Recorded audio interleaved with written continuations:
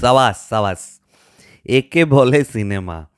300-350 কোটি টাকা খরচা করে গাঙ্গুবা, সেলুট। মানে ডিরেক্টর শিবা। এক দুটো সিনেমা ভালো হয়েছিল, বেদলাম টেদলাম, ওই সিনেমাগুলো আমার ঠিকঠাকই লেগেছিল। সরি, কিন্তু গাঙ্গুয়া দেখার পর আমি আসবো না কাঁদবো আমি কিচ্ছু বুঝতে পারছি না, সত্যি বলছি মাইরি। মানে প্যাথেটিক প্যাথেটিক, কি অবস্থা! আমার তো মনে হয় এই ধরনের সিনেমাগুলো আসার মেন কারণ হচ্ছে বাহুবলী। বাহুবলী যদি না হতো তাহলে এই ধরনের সিনেমা কেউ ভাবতোই না। মানে ওগুলো থেকে ইন্সপিরেশন, বাহুবলী থেকে ইন্সপিরেশন নেই যে আমরা জাস্ট একটু একটু এদিক চেঞ্জ করে দিয়ে আমরা একটা নাম কামিয়ে নেব। কিন্তু কি বাহুবলী, মানে 1%ও এটা না। মানে কি গল্পটা, কি গল্পটা এক্সাক্ট কেউ বলতে পারবে না। প্রথমে দেখা যাচ্ছে যে বাচ্চাদের ব্রেনের সার্জারি করছে, তাদের ব্রেনের বিভিন্ন অল্টারেশন তারা করছে, একটা এক্সপেরিমেন্ট চালাচ্ছে। একটা বাচ্চা সেখান থেকে পালিয়ে যাচ্ছে, সুরিয়ার হাতে গিয়ে পড়ছে, সুরিয়া গোয়াতে চিলফিল করছিল। ওই প্রথম আধ ঘন্টা না, সুরিয়াকে এত থার্ড ক্লাস ফালতু লাগছিল, আমি টলারেট করতে পারছিলাম না। আচ্ছা, প্রোভাইডেড সুরিয়া কিন্তু আমার পছন্দের একজন অভিনেতা। এরপরে সে বাচ্চাটাকে পাওয়ার পর শুরু হয়ে গেল মগধীরা।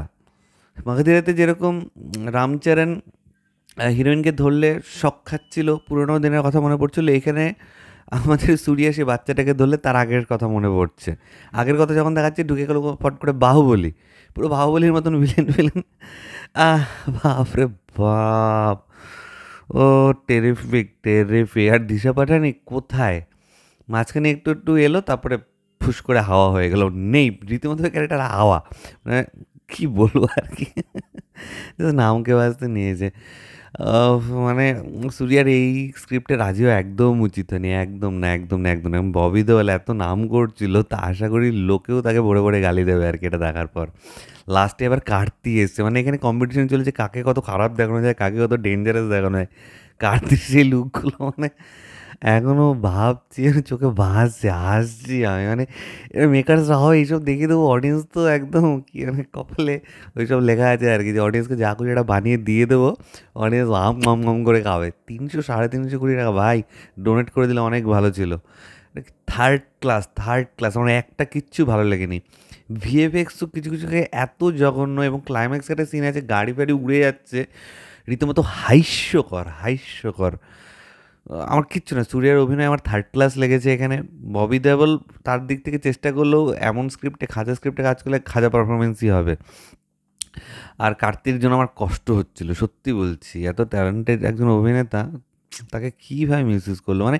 আর এই একটা সিকুয়েল আসবে, সিকুয়েল আসবে, এই একটা রেখে দেওয়া না, একটা ট্রেন্ড সেট হয়েছে। এই করে করে সিনেমা আরও যাচ্ছে, তাই আগে একটা কমপ্লিট সিনেমা আমরা দেখতে পারতাম, এখন কিছু হলেই সিকুয়েলের দিকে এরা ঝুঁকে যায়। মানে থার্ড ক্লাস। এতক্ষণ কথা বলতো, 3 মিনিট কথা বলে আমার 3 মিনিট পুরো বরবাদ হয়েছে। আমার অ্যাকচুয়ালি টাকাটা ফেরত চাই। ওই টাকাটা আমি মানে এইটা বাদে, গাঙ্গুবা দেখা বাদে আমি যা খুশি করবো মনে হবে টাকাটা আমার ইউটিলাইজ হয়েছে।